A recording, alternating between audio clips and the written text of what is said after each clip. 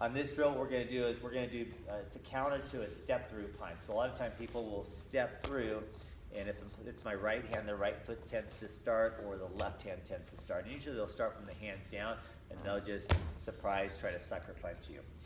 If they're advancing too close forward, then you're going to step back and give them a little bit of space, and that buys you time and distance to block it. So right now we're just going to start real simple in the neutral stance.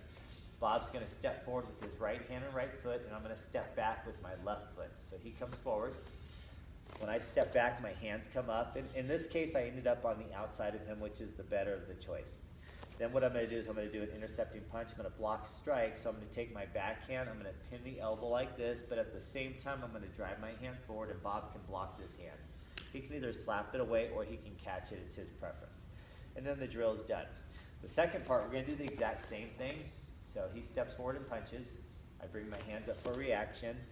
I pin, but instead of going like pin and strike at the exact same time, I might have a tiny bit of a pause here after this pin's out of the way, because if I can't reach him, it's not going to do me any good in this practice session. So what I'm going to do is when I go here, I'm going to shuffle forward, so my leg is kind of connected into his knee, and then once the knees are interlocked, I can kind of stretch his leg out if I needed to, take him down, do what I need to do. Okay, then we come back here. He throws the punch again. This time I'm going to have it in the split position. So a minute ago we were in this position, but I just happen to be in here.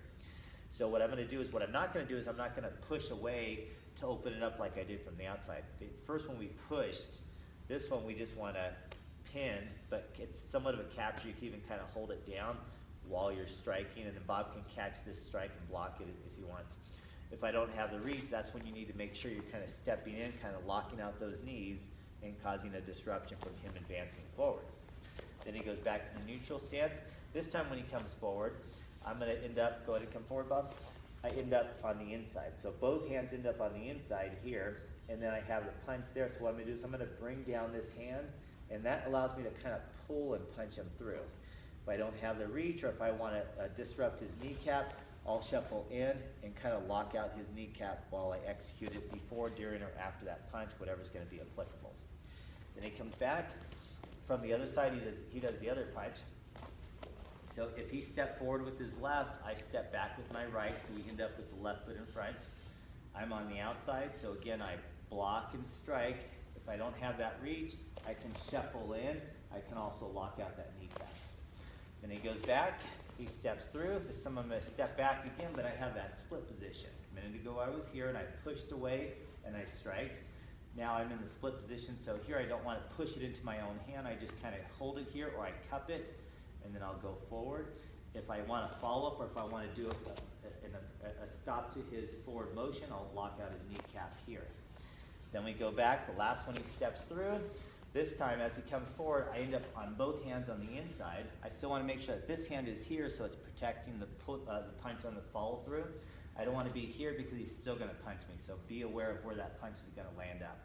As soon as I do that, I can punch him, but what I'm going to do with this hand, I'm worried about that hand, so I'm going to cup it down and I'm going to pull and punch. So I can either pull him toward me, or I can also shuffle in, lock out the kneecap, and stretch him out. So again, the idea is I can either move to the outside here, block and strike. I could have that split position here where I'm just going to kind of hold it while I strike. And then I have the position where I'm on the inside here, and I'm going to pull away while I strike. And you always have that shuffle in.